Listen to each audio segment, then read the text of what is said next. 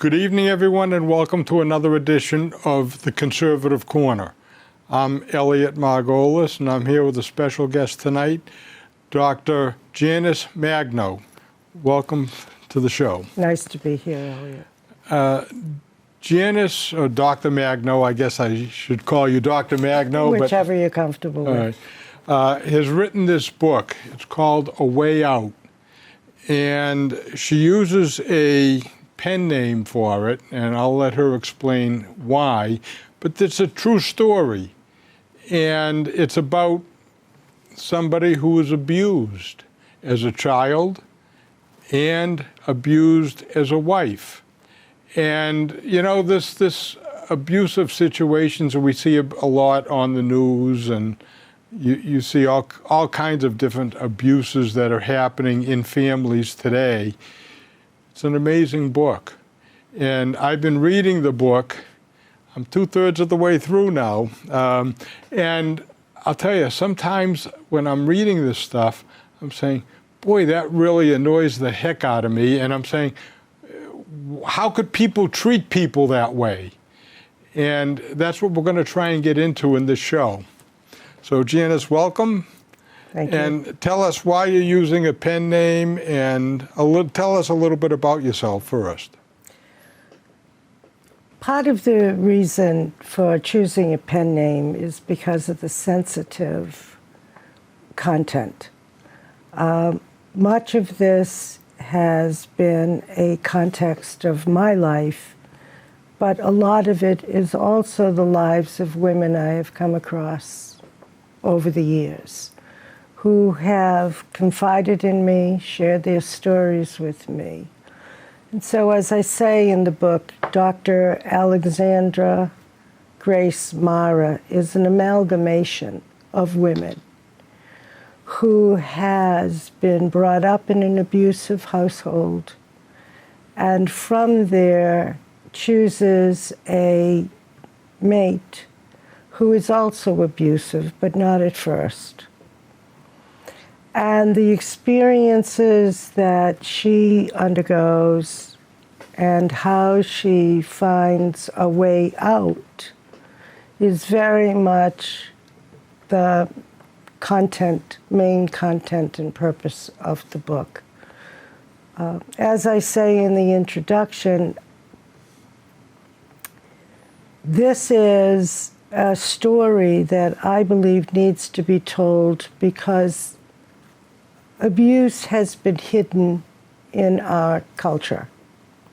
We talk about it very briefly. We move on in the media from really examining it. And it was my way of saying, let's take a real close look at this. Let's see where it originates, how it gets perpetuated, and how can one get out of it. That's one of the keys, is how do you get out of it? But people have to understand, too, abuse doesn't necessarily mean physical abuse. There's mental abuse. And in reading the book, I listened to Alex, and her mother was telling her that she was a mistake. Yes. Now, how do you tell a 3, 4, or 5-year-old that they're a mistake and not have that affect them for the rest of their lives? We don't. You don't. It does affect them for the rest of their life. But that comes from their own self-abusive nature. Someone said to me not too long ago, when you're angry with the world and you're angry with your life, you're going to project that anger on everyone and everything that comes into your life. You don't see the person. You're just expressing your own anger, your own frustrations, your own bitterness. And so children are perfect targets. And that is very much the situation for Alexandra, what she grows up with. And there are some saving graces that she has, some resiliency that she discovers as she goes through this period of time in her life. Always struggling to meet the demands of her parents, feel better about herself meeting those demands, always trying to show that I'm really not a mistake, I'm really an asset, I'm really a benefit, I really have meaning, I really have importance. And so Alexandra strives to achieve that importance outside of the home. And it starts very early. It starts first by being a pleaser. It then goes into being a caregiver. It then goes into becoming an achiever at school, having ideals, having goals, wanting to reach them. And so there is that dual personality, if you will. The one where she succumbs to the abuses in the home, but outside of the home tries to be a different person, a better person. Okay, but not everybody can do that. No. I mean, that takes, to me, it takes a special person, somebody that has the drive to want to get out of that, as it says, a way out, wanting to get out of that type of a situation. And you don't, excuse me, I shouldn't interrupt. You don't, when you're living in that environment, that is the only environment you know.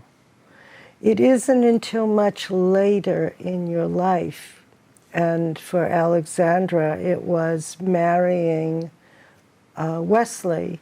And in marrying Wesley, at first, it was a subtle abusiveness where they would meet and weeks and months would go along, and then they would come back together again. And it was that pattern of behavior that, that continued the cycle, but it was in a subtle way. You know, when I was reading and hearing what Wes had to say, he really annoyed me. For instance, he was talking about his kids. Well, it's not his kids, it's their kids. And, you know, to say they're his kids and you can't treat my kids that way, or you can't do this to my kids, or you have to take care of my kids, and you're the one that's responsible for feeding us and stuff like that. And I'm saying, boy, I come from a different world than that. You know, my wife and I had our kids, and they weren't my kids, they weren't her kids. He was really annoying me. Well, what you had was a healthy relationship. Wesley never had a healthy relationship. In the book, it talks about his own formation, how he developed himself as a man. But he was very self-centered. It was always about him. And so he couldn't see the we in the relationship. And he could see only his role and her role. And they were very defined. And those were customs and culture at the time, where women had very strict, specific rules and roles, as did the men. So that this is taking place during a period of time of, the 50s, the 60s, the 70s. You don't see much of that today. You see in healthy relationships, you see very much a we, an our. But but then you didn't. You see other forms, however, today of abuse, physical, verbal, sexual. But it's always driven by a deep-seated anger, and it's a deep-seated poor self-image. However that's developed, and whoever contributes to its development. Well, I understand the quote-unquote poor self-image, but we need to try and teach people, women in particular, because it seems to be still women that have that poor self-image, that they're valuable, that they can contribute, and that they do contribute. For instance, I just for kicks, I was trying to figure out, like with my doctors, like over 70% of my doctors are women.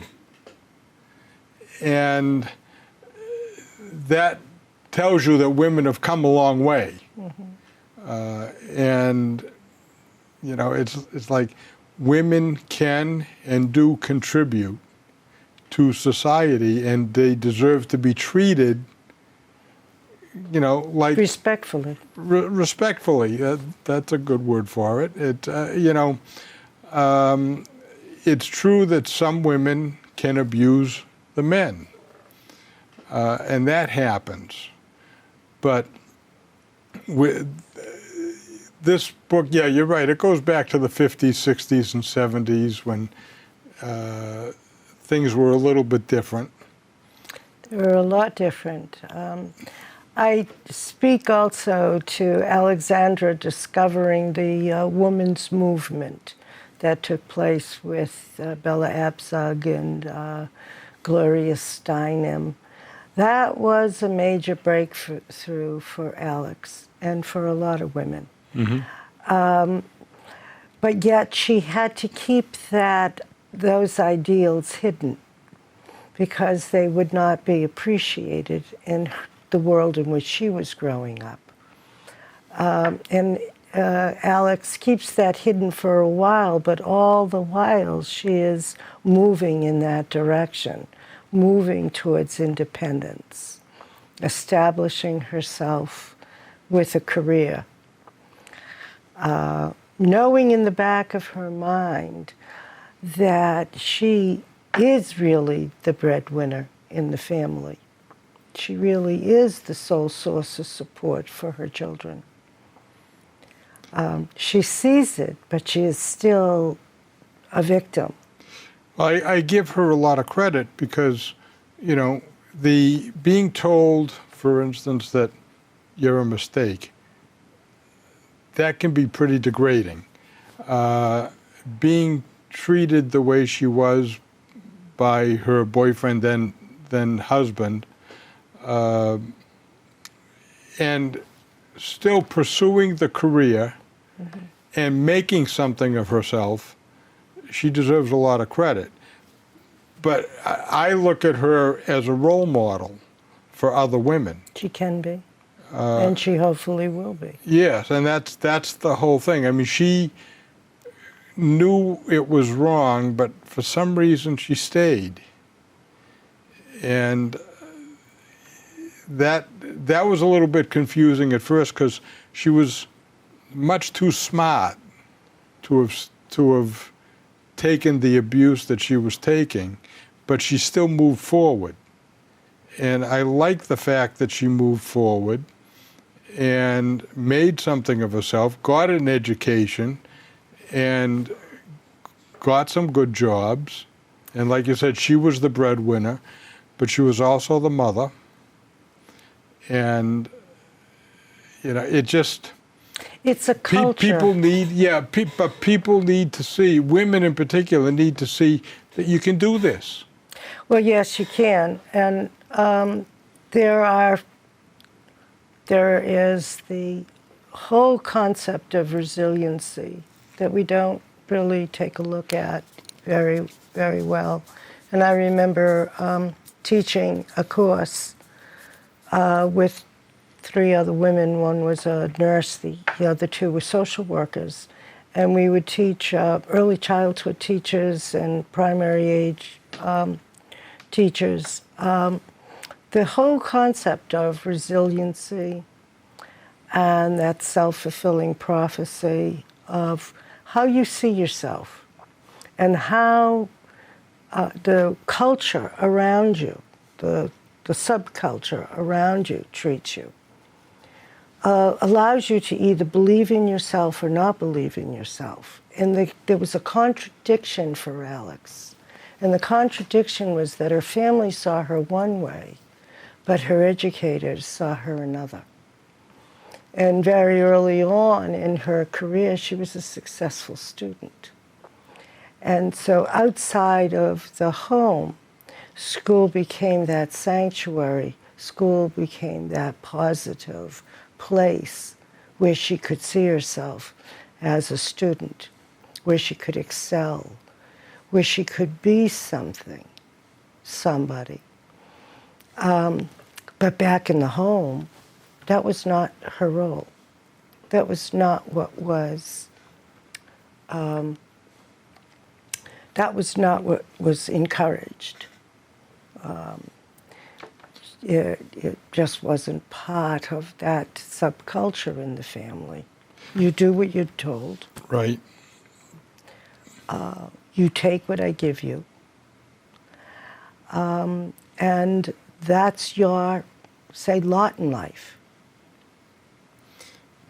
But she was too smart or too strong, and she was fortunate that she had educators who helped her.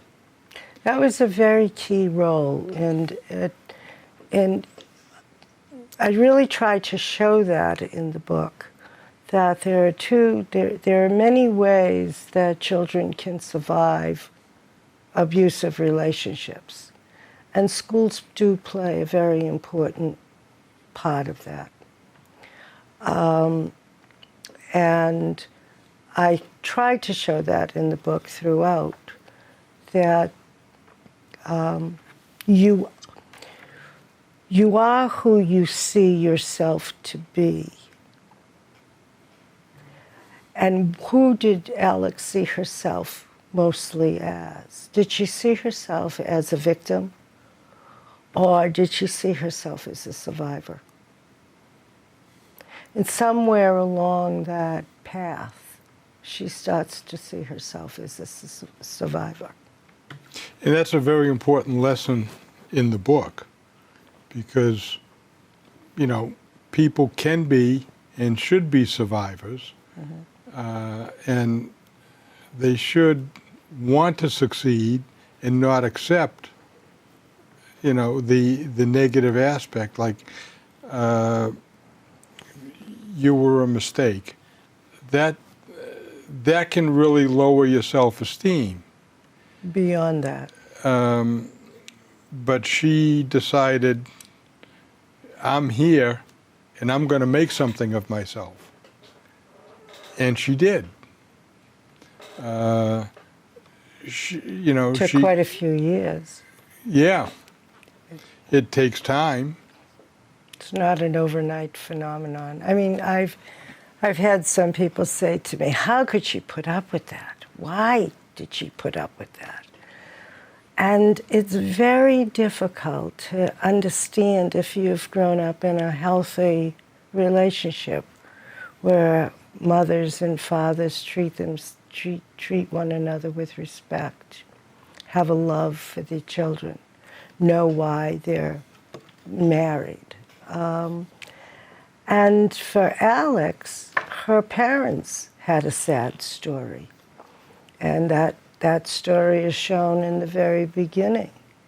And she says that my parents married in a default situation. Neither one of them really, truly loved the other.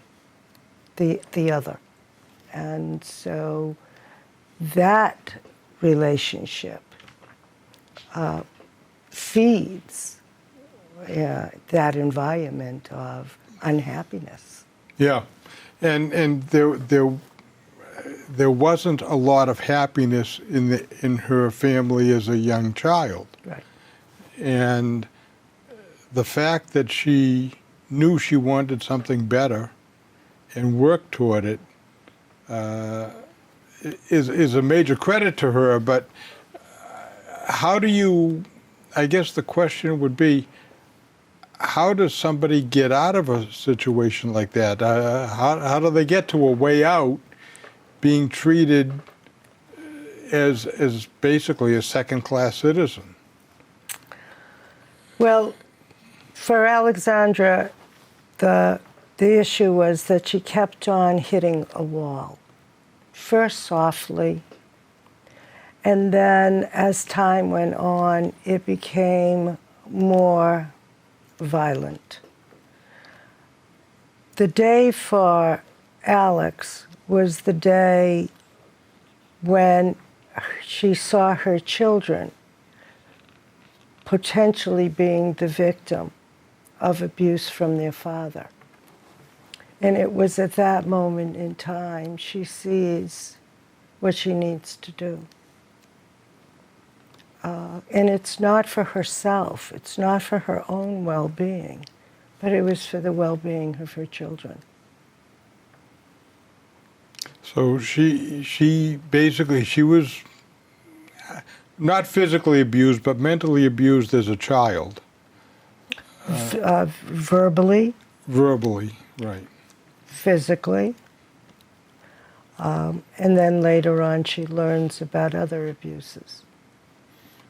But, you know... All born out of unhappiness, all perpetuated by an unhappiness, a bitterness, making the wrong decisions. And that, you know, her mother, her father, they were a very unhappy couple.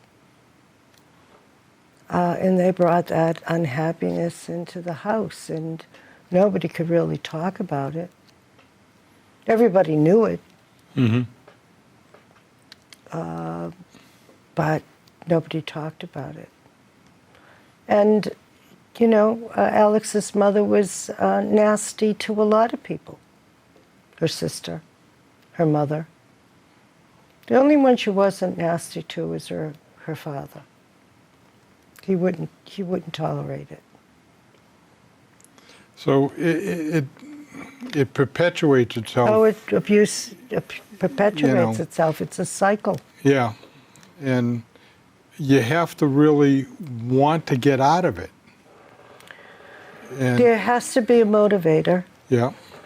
There has to be a moment in time you just say, not anymore. No more. And that takes a lot of courage and a lot of what I would say chutzpah. Yes, certainly courage. There are many women I have spoken with, however, who do not have a career, who do not have that way out to be able to take care of themselves, to take care of their children. And so they put up with it as long, and they repeat it. They just continually to repeat it. But it takes more than just resiliency, and it takes more than finally saying, I can't take this anymore. There are people within your culture or within your community who can help. People who lend maybe a shoulder to cry on, maybe someone who could give you advice. I think therapists are critical. Mental health professionals, and I don't think we pay much attention to mental health in our society and in our culture. Nowhere's near what we need to, and that's one of the things that bugs me as well, is that our government doesn't understand mental health. And there's all kinds of forms of mental health. and this is one of them. I mean, it's just, we need to understand what mental health is and how to deal with it. And our government doesn't seem to do that. I mean, even when you talk about our soldiers. Well, yes, I mean, it's rampant and pervasive. I think we are inclined towards a drug culture. If you're not feeling well, take this. If you're not doing well, take this. I just watch now the number of drugs, prescription drugs that are out there for anything and everything. I think we've become a drug bent culture.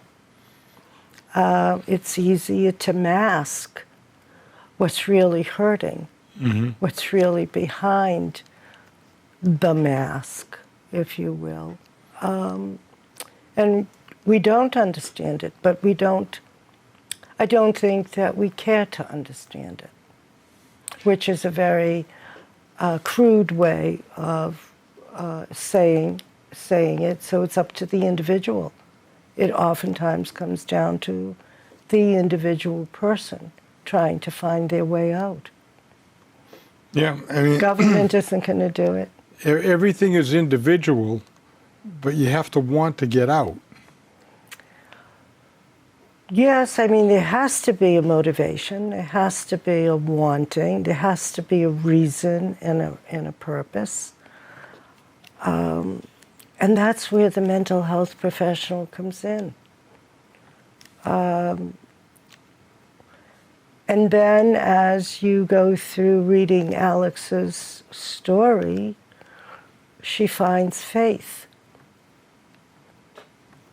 She finds in her faith a willingness to believe that there is a higher power, that there is a God that doesn't want you to live this way.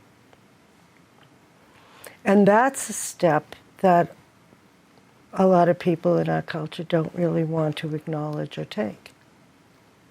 No, I agree. Faith is important. But we have to want to get out. I think there has to be that desire to get out, and everybody has a value. And you have to understand that you do have a value in life and that you want to make something of yourself. And it can be just being a mother or a father, or it can be being a scientist or an educator. It doesn't matter what it is. What matters is that you want to do something and you do have a value. You define your own value. Yes. You have to define your own value. But you do have a value. And we have to continue this because we're almost out of time. But so I'll ask you to come back and let's go forward with this, because it's an important issue.